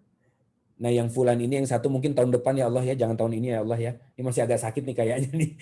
Masih agak sakit yang ini nih. Ini yang ini aja, yang ini. Masya Allah. Terkadang begitu kita kalau sudah maafkan semua, khalas, sudah maafkan semua, maafkan. Allah itu Maha Pemaaf. Jadi kita minimal mendekat ke sana lah, sudah. Karena menurut penelitian teman-teman, ya, yang namanya rasa marah itu, menurut penelitian, rasa marah itu paling lama bertahan itu hanya sekitar 5 jaman itu. Ya, 5 jaman. 5 atau mungkin sampai 8 jam paling panjang. Nah, kalau sudah lebih dari itu tandanya kita yang memang menyimpan rasa marah itu. Kita yang bawa-bawa, kita yang seret-seret rasa marah itu. Ya. Padahal 5 jam, 8 jam itu sudah hilang sebetulnya rasa marah itu. Sudah hilang. Yang ada kita harus bisa yang namanya acceptance, menerima, kemudian di-embrace. Ya. Udah, embrace itu kan akhirnya kita ikhlas terhadap apa-apa, terima aja dulu. Orang zalim sama kita, Allah mengizinkan, makanya terjadi kezaliman. Accept, terima dulu kezaliman ini sebagai bahan untuk kita bermuhasabah, ya, bahan kemudian untuk kita berpikir. Setelah itu di-embrace, setelah itu kemudian kita ikhlaskan, ya Allah, hamba terima. Karena Engkau mengizinkan. Dan bahkan embrace itu tidak bisa kita lakukan kecuali dengan mendoakan dengan penuh kasih sayang. Maafkan dia, ampuni dia ya Allah karena dia tidak memahami, dia tidak mengerti. Ini dia. Pintu yang ke-6, al-kaziminal ghaiza wa nafina anin nas. Pintu yang ke-7 adalah babul jihad. Ya, pintu jihad. Jihad fi sabilillah. Jihad fi sabilillah. Wah, ini berarti kita nggak bisa dong kalau nggak ada perang, Ustadz. Kata siapa? Jihad itu bukan hanya perang. Jihad itu bukan hanya perang. Ya. Barang siapa man kharaja min baitihi fi talabil ilmi, ya, fahuwa fi sabilillahi hatta yarji. Barang siapa yang keluar dari rumahnya untuk menuntut ilmu agama, lihat, ya, fahuwa fi sabilillahi hatta yarji, kata Rasulullah. Maka dia itu pahalanya sama dengan pahala jihad fi sabilillah. Pahalanya sama dengan jihad fi sabilillah hatta yarji, sampai dia kembali ke rumahnya masing-masing. Tuh. Pahala jihad itu. Maka bertebaranlah di muka bumi ini untuk mencari ilmu, untuk mencari ilmu. Ya, kalau nanti ternyata MRKR setelah sholat-sholat itu akan ada kajian ilmu, stay di situ, ya, stay. Siapa tahu malaikat maut mencabut nyawanya pada saat dia lagi stay di kajian-kajian Islam itu, di kajian-kajian ilmu. Ya, dicabut dalam keadaan jihad fisabilillah. Masya Allah. Ya. Masya Allah. Tapi jangan kemudian mentang-mentang ada hadis ini ngebut-ngebutan. Boncengan sama temennya, brem-brem, siap ya, bismillah ya. Bismillah nih, jihad nih kita nih. Mumpung belum sampai rumah. Enggak. Itu namanya cari perkara itu. Ya. Pintu jihad. Ini yang ketujuh. Dan terakhir, handa bunda ikhwah. Ya. Babul ilmi. Pintu ilmu. Pintu ilmu. Segala sesuatu ini tidak akan bisa kita raih kecuali dengan ilmu. Maka kemudian Allah berfirman di dalam Al-Quran, di dalam surat Al-Isra, وَلَا تَقْفُ مَا لَيْسَ لَكَ بِهِ عِلْمٍ إِنَّ السَّمْعَ وَالْبَصَرَ وَالْفُؤَادَ كُلُّ أُولَئِكَ كَانَ عَنْهُ مَسْئُولًا. Dan jangan kata Allah, kalian mengikuti sesuatu yang kalian nggak punya ilmu pengetahuan di dalamnya, nggak punya pengetahuan di dalamnya. Jangan ikut-ikutan kata Allah. Ya. Hijrah juga jangan ikut-ikutan. Kalau mau hijrah kembali ke jalan Allah, jangan ikut-ikutan. Gimana caranya Ustadz? Hijrah yang nggak ikut-ikutan itu. Subscribe YouTube channel Abu Fida. Ada tuh hijrah, jangan ikut-ikutan. Halus ya, maksudnya halus ya. Aman. Alhamdulillah. Like and share. Masya Allah. Di situ kita bahas semua. Belum terlambat sob. Itu tentang hijrah 101 dari mulai awal sampai nanti ada tantangan-tantangan pada saat hijrah seperti apa, ya. Kemudian bagaimana tips-tipsnya sampai ke istiqomahnya seperti apa. Nah, itu satu bundel. Insya Allah di bulan Ramadan ini setiap hari juga akan diupload. Nah, teman-teman terkadang begini, ya. Ilmu yang kita dapatkan kadang-kadang bisa membuat hati kita jadi keras. Kok bisa ya? Padahal Al-Qur'annya sama, pengajiannya sama, gitu kan? Hadis-hadis, kitab hadis yang dibaca sama. Tapi kok yang satu lembut, yang satu keras? Itu kenapa ya? Ya. Karena memang terkadang ujian orang berilmu, yaitu pada saat didatangkan orang yang kurang ilmunya kepada dirinya, dia nggak sabar. Dia nggak sabar. Nggak sabar dalam menghadapinya. Ya. Dia merasa dirinya lebih berilmu. Ini hati-hati. Khawatir apa? Khawatir iblis itu sudah menguasai hatinya. Khawatir setan menguasai hatinya. Kenapa? Karena dulu pun iblis pada saat diperintahkan oleh Allah untuk sujud penghormatan kepada Adam, iblis merasa dirinya lebih baik dari Adam alaihissalam. Ya, ana khairu minhu, khalaqtani min narin wa khalaqtahu min tin. Itu kan kata iblis. Aku lebih baik dari dia. Aku diciptakan dari api, dia dari tanah. Ngapain api sujud sama tanah? Ngapain yang S3 itu menghargai yang S1? Ngapain direktur itu hormat sama manajer? Bisa difahami ini ya. Ngapain seorang ustadz itu hormat sama jamaahnya misalnya? Dia dong yang murid harus kepada mursyidnya. Nauzubillah. Ini kalau sudah seperti itu ya, maka tanda syaitan sudah mulai menguasai hatinya. Orang yang belajar ilmu agama makin tinggi ilmunya makin merunduk. Bukan lisannya malah jadi gibah. Yang digibahi orang-orang yang sedang menuju kepada Allah lagi. Orang-orang yang sedang mencintai Allah dan Rasulnya lagi. Orang-orang yang sedang belajar membaca Al-Quran. Orang-orang yang merasa ilmunya lebih tinggi malah gibah. Yang digibahin juga kadang-kadang asatidz menggibahi asatidz yang lain. Oh, Ustadz itu mah begini nih, dia begini, Ustazah itu mah begini. Ah, saya mah untung nggak ikut-ikutan itu. Nggak kayak dia tuh. Wah, sama aja. Subhanallah. Nah, inilah perlunya ilmu dan niat yang lurus pada saat menuntut ilmu. Bahan renungan bagi diri kami Al-Fakir dan bagi teman-teman semua, ayahanda bunda, ikhwah. Tuntutlah ilmu semata-mata hanya untuk menghilangkan kebodohan kita di hadapan Allah. Bukan untuk menuai pujian, bukan untuk agar kita dicap sebagai orang yang soleh oleh makhluk. Percuma. Ya, sejuta makhluk mengatakan kita orang yang soleh, tetapi kemudian Allah mengatakan dia ini adalah orang yang munafik, selesai hidup kita. Ya, selesai. Kita menjadi wali-wali Allah di tengah keramaian, tetapi pada saat sendirian di rumah ternyata jadi wali-wali syaitan. Buat apa? Buat apa? Jadi kita hilangkan kebodohan kita hanya di hadapan Allah. Dulu nggak bisa sholat, sekarang sudah bisa sholat. Dulu belum bisa baca Quran, sekarang sudah bisa baca Quran. Ya, nggak perlu kemudian ini dipamer-pamerkan untuk menuai pujian makhluk. Nggak ada gunanya bagi kita. Sehingga pada saat kita duduk di hadapan kamera kita ini, laptop kita, di hadapan handphone kita, untuk menuntut ilmu, kosongkan hati kita. Dari semua kesombongan, dari semua pengetahuan, dikosongin aja dulu. Sebagaimana gelas kosong yang siap menerima air. Yang siap menerima air. Ya. Air ini memang kadang-kadang berbeda-beda. Ada yang putih, ada yang agak manis, ada yang agak asin. Terima saja dulu, terima. Terima, nanti baru kita pilah.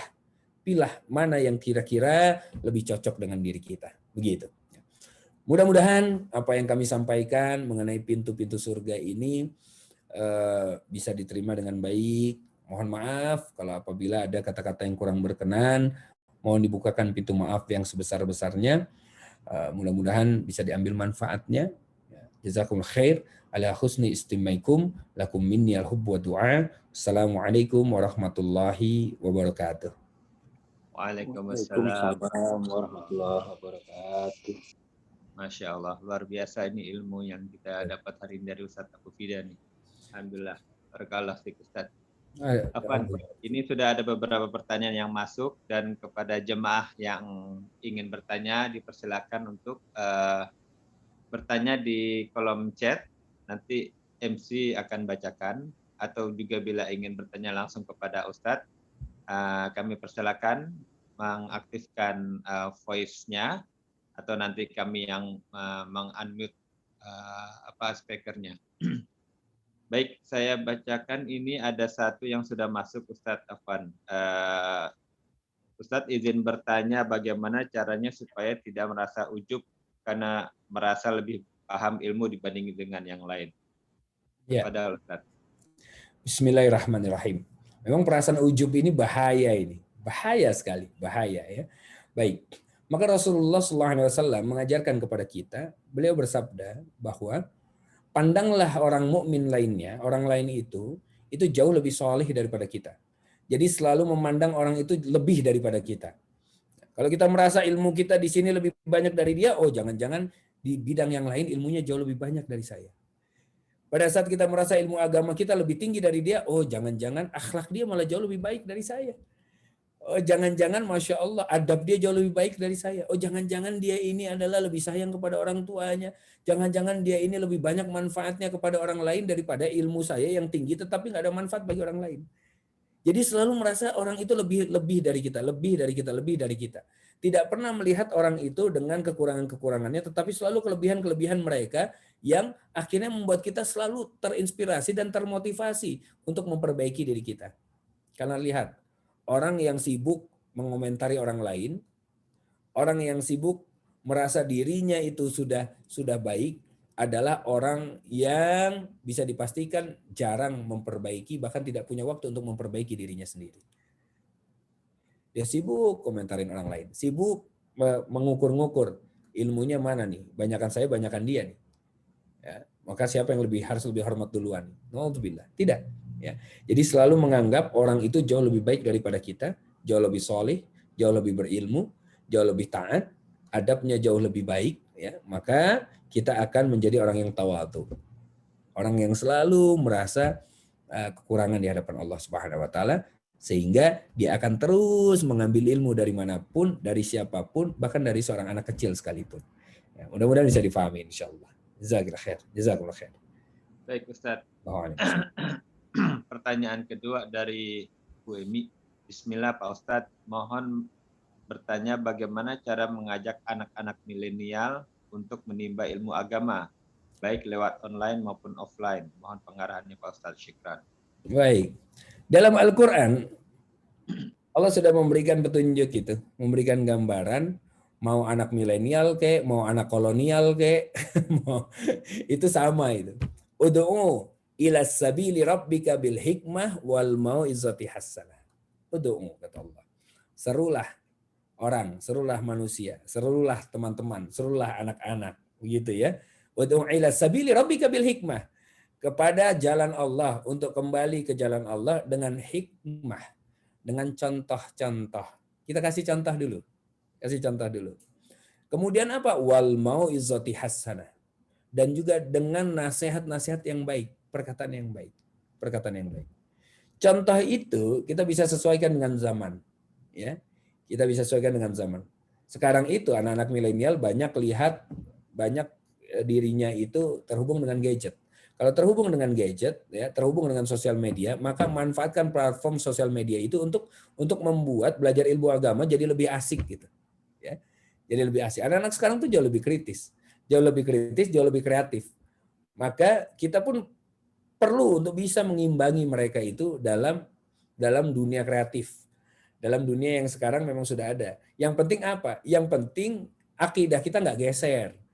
Yang penting kemudian batas-batas syariat tidak kita langgar. Itu dia. Ya. Tapi kita manfaatkan platformnya. Saya sudah melihat banyak para asatidz yang sekarang main TikTok begitu kan. Sudah mulai banyak itu. Kan tadinya dihujat, TikTok begini loh. Kalau TikTok banyak digunakan untuk kegiatan-kegiatan yang buruk, masuk kegiatan baik ke situ. Supaya orang mempunyai apa? Mempunyai alternatif tontonan. Nggak melihat yang aneh-aneh, tetapi akhirnya dia bisa mendapatkan ilmu. Dan yakinlah. Jadi begini. Yakinlah Allah akan memberikan hidayah kepada siapa-siapa yang Allah anggap pantas untuk mendapatkan hidayah. Bukan gara-gara kita. Kita mah makhluk lemah. Nggak bisa apa-apa. Yang Allah perintahkan kita hanya untuk mengajak saja. Ngajak caranya bagaimana? Ngajak dengan cara yang semenarik mungkin. Supaya mereka akhirnya merasa tertarik dengan ajakan itu. Kalau kita mengajaknya dengan marah-marah, bahkan dengan langsung, nggak sholat, neraka kamu. Wah, haram. Wah, macam-macam itu. Dengan galak-galak, anak sekarang, dalam hati dia, biarin aja. Ntar begitu. Kan gue ini, lebih parah kalau udah gitu. Ya.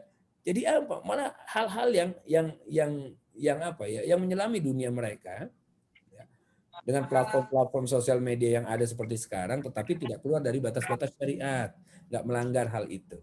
Nah, itulah pentingnya kenapa dakwah itu perlu berjamaah. Ya, kita butuh dakwah itu secara berjamaah, secara bergandengan, dengan soft yang kuat itu, masya Allah. Karena apa? Kalau sendiri-sendiri berat jalan dakwah itu. Jalan dakwah adalah jalan yang terjal dan berliku. Tapi kalau kita membuat satu barisan yang kokoh, yang kuat, yang nggak gampang diombang-ambing oleh musuh-musuh Islam, insya Allah Allah akan menurunkan pertolongannya kepada kita. Ya. Jadi hidayah, orang terajak atau tidak itu bukan urusan kita. Itu domainnya Allah.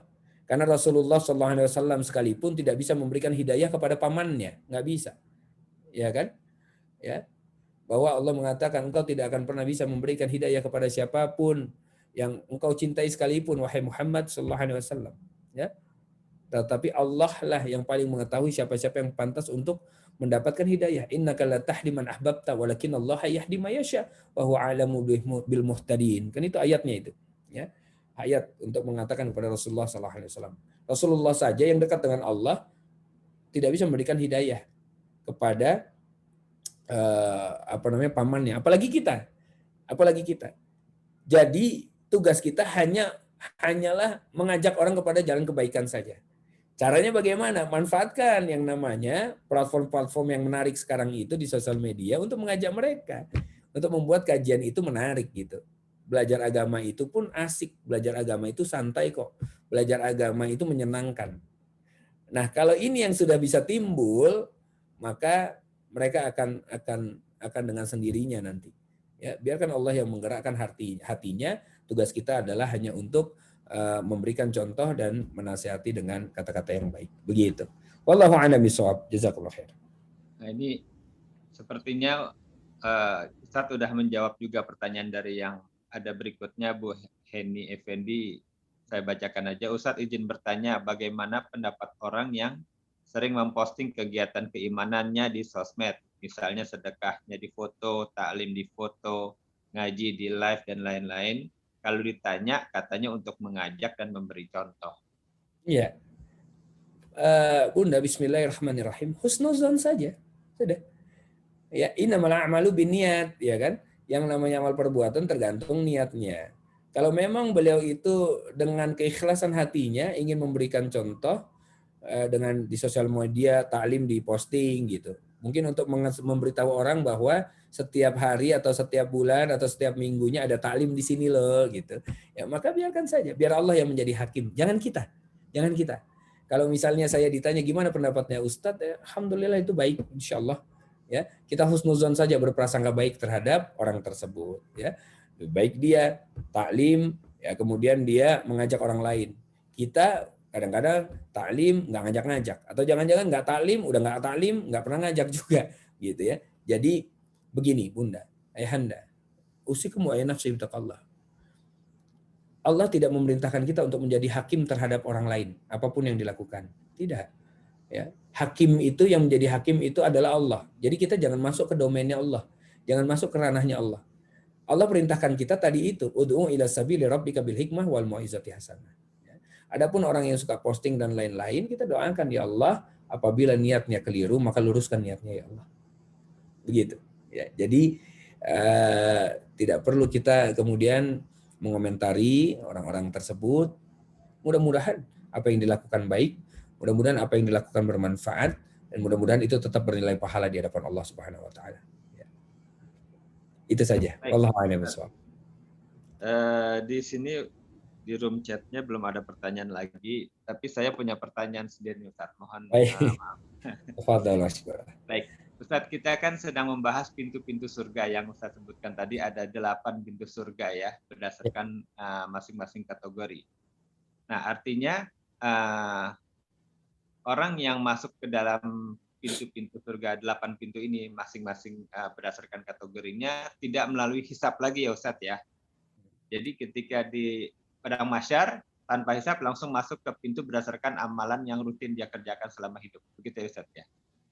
Ya, bukan. Orang-orang tetap akan melalui hisab, Pak. Hisab tetap, kecuali 70.000 orang yang masuk surga tanpa hisab. Mereka tidak dihisab. Jadi yang lain tetap dihisab. Tetap dihisab. Ya. Hisab itu pada saat nanti ditimbang amal ibadah dia itu, mana yang lebih besar, ya, apakah amal baiknya atau amal buruknya. Dihisab dia. Dihisab, dikelompok-kelompokkan dulu berdasarkan kelompoknya. Jadi dihisab tuh begini modelnya. Apabila kita punya satu kolam gitu ya. Di kolam itu kemudian kita ingin memelihara atau kita taruh bibit ikan nila. Ikan nila ya. Ikan nila, terus ikan apa lagi ya? Ikan yang lain-lain lah. Lele misalnya, nila, lele, ya, itu berantem itu yang ada. Ya tapi nggak apa-apa. Nila, lele. Nah, pada saat kita masukkan bibitnya, nanti kita panen. Ya. Pada saat kita panen, itu bukan hanya nila dan lele yang ada biasanya. Nanti ada udang yang kecil-kecil, ada belut, nggak tahu dari mana tiba-tiba muncul, ya. Ada gabus mungkin, tiba-tiba dari mana ada gitu. Ada bibit-bibit lain yang mungkin masuk di dalamnya. Nah, nanti dia akan kemudian kita hisap. Lele sendiri. Nila sendiri. Oh, ini yang gabus, mujair.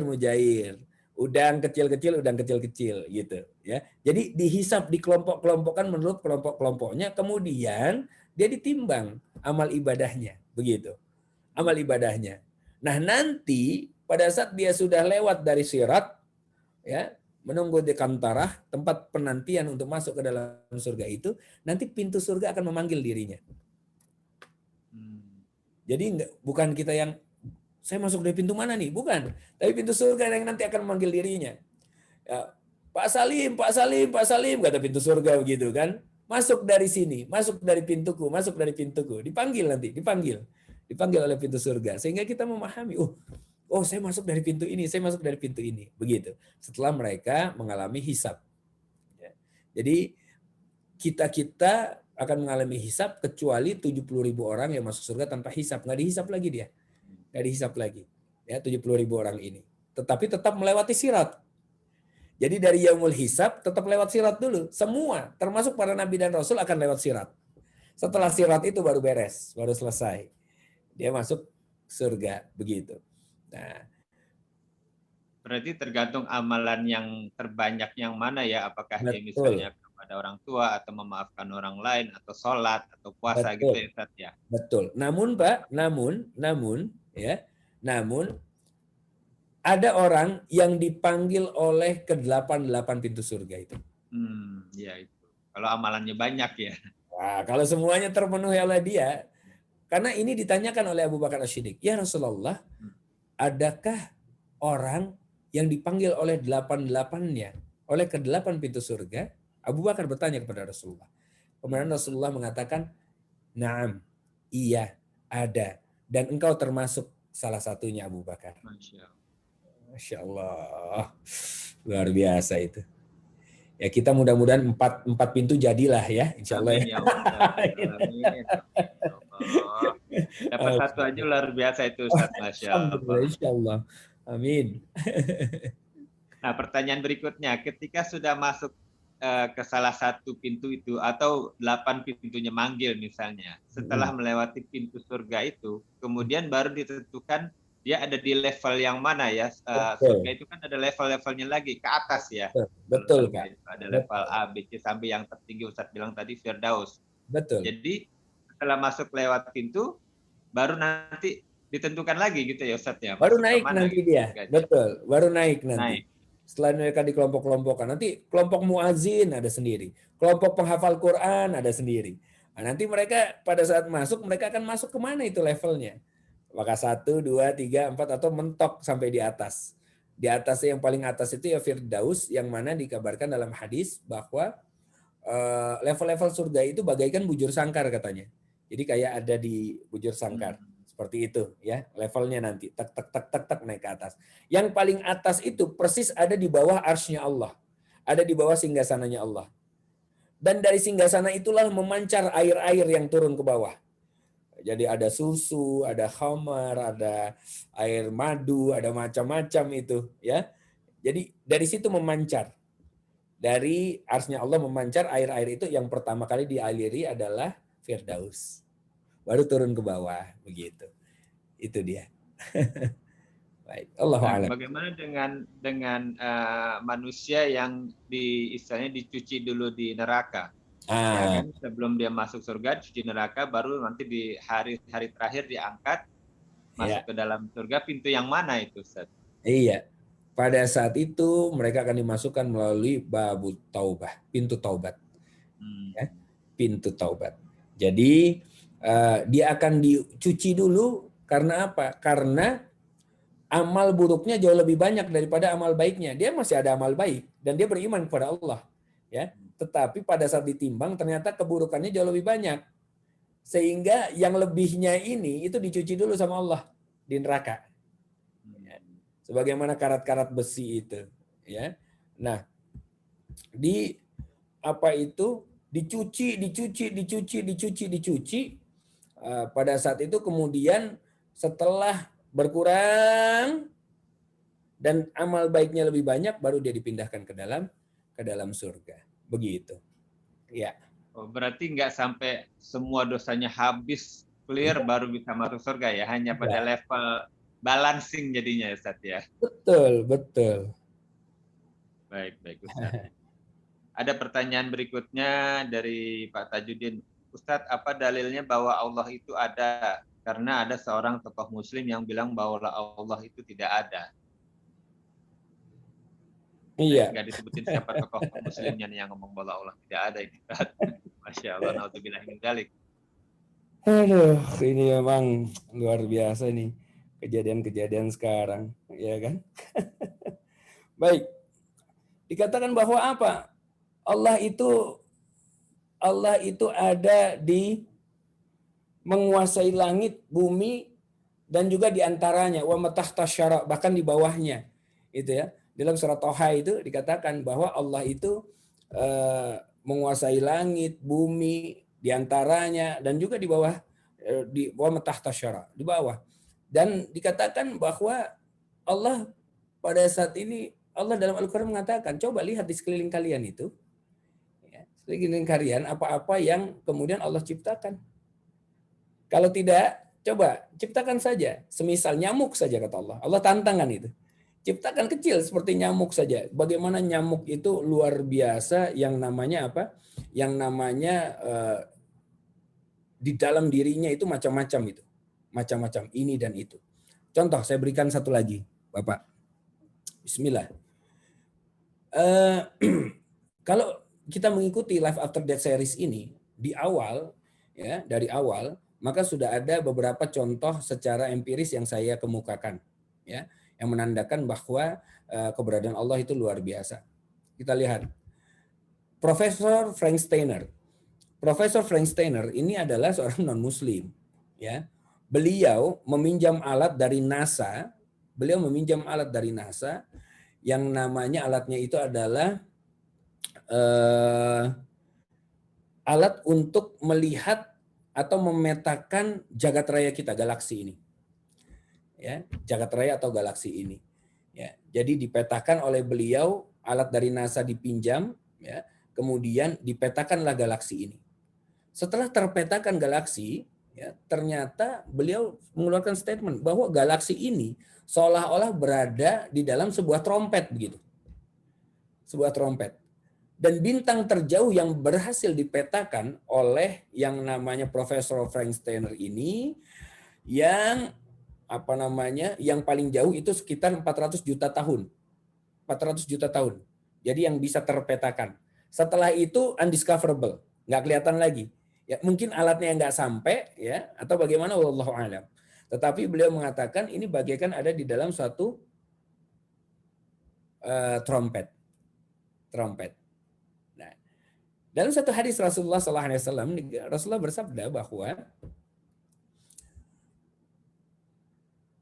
trompet yang diciptakan itu oleh Allah, ya, trompet itu diciptakan dari cahaya katanya. Trompet diciptakan dari cahaya. Saya tidak bisa menampilkan di sini, ya, karena materinya ada di yang lain. Nanti kalau ada, kalau saya sudah saya bagikan waktu itu ke ke panitia MRKR, ya, kalau saya tidak keliru. Kalau belum, mohon nanti diminta lagi, saya akan berikan.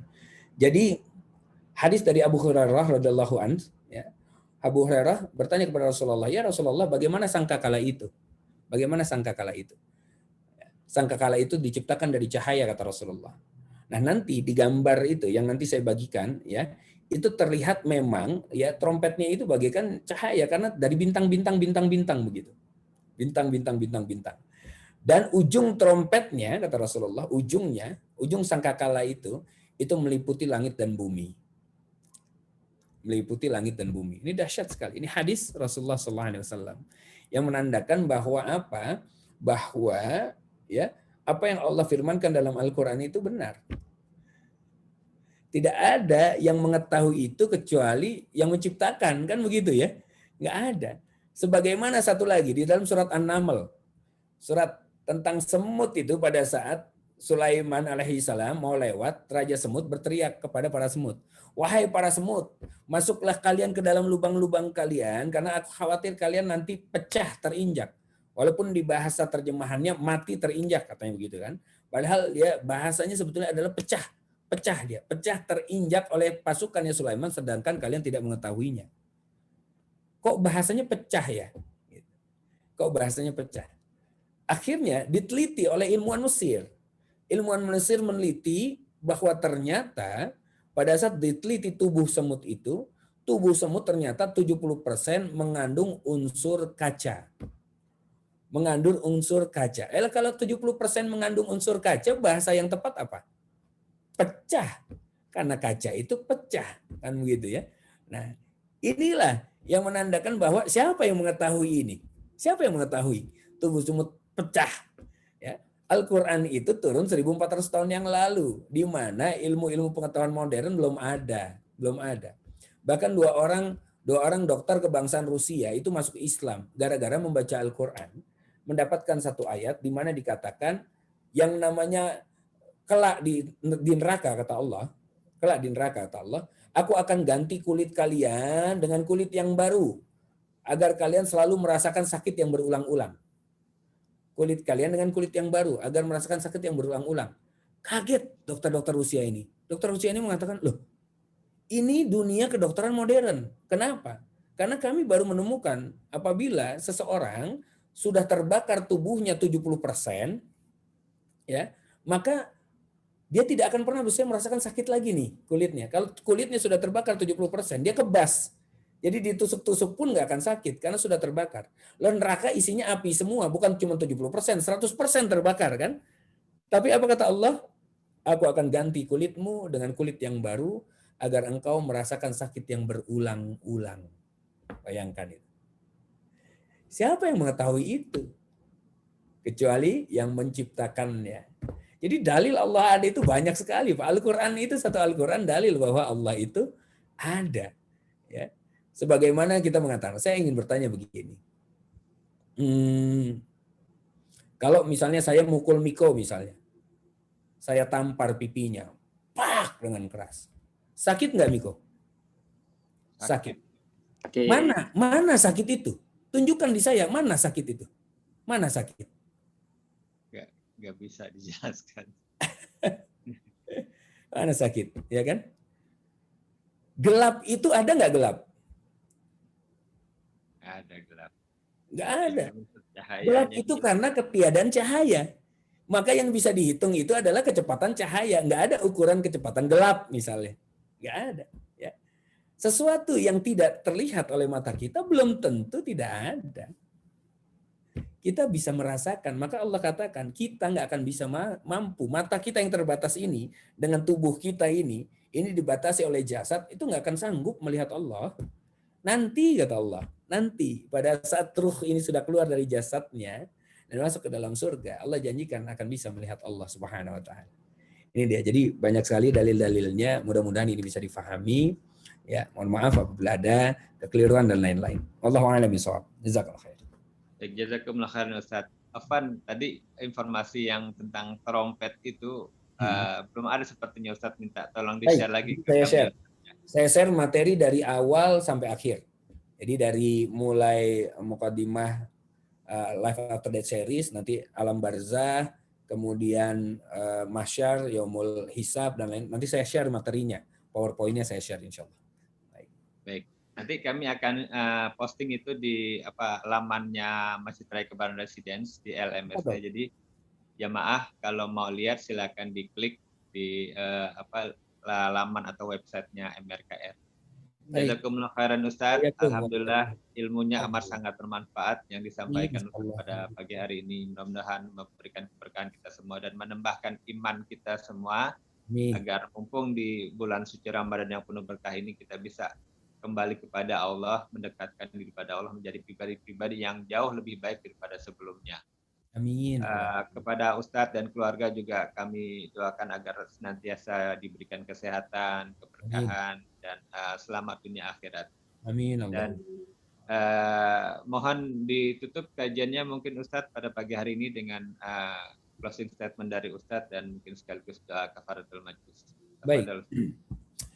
Baik, ayahanda, bunda, ikhwah yang dimuliakan Allah Subhanahu wa taala. Perjalanan hidup seorang manusia itu masih panjang. Ya, perjalanan kita masih panjang. Kita tidak akan hidup selama-lamanya di dunia ini. Dan pertanyaannya adalah bekal apa yang sudah kita persiapkan untuk perjalanan yang panjang itu? Apakah kita akan menjadi orang-orang yang lalai atau kita akan menjelma menjadi orang-orang yang beruntung? Kembali kepada diri kita lagi, dan mumpung ini masuk di bulan Ramadan, maka persiapkan diri kita sebaik-baiknya untuk menjadi versi terbaik kita agar kelak menghadap Allah dalam keadaan terbaik pula.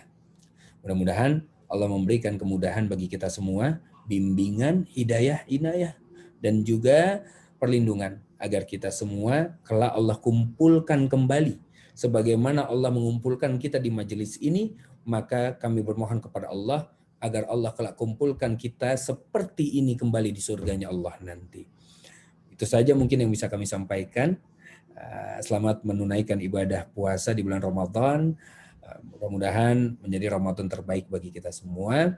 Kita tutup dengan doa kafaratul majlis. Subhanakallahumma wa bihamdika asyhadu an la ilaha illa anta astaghfiruka wa atubu ilaik.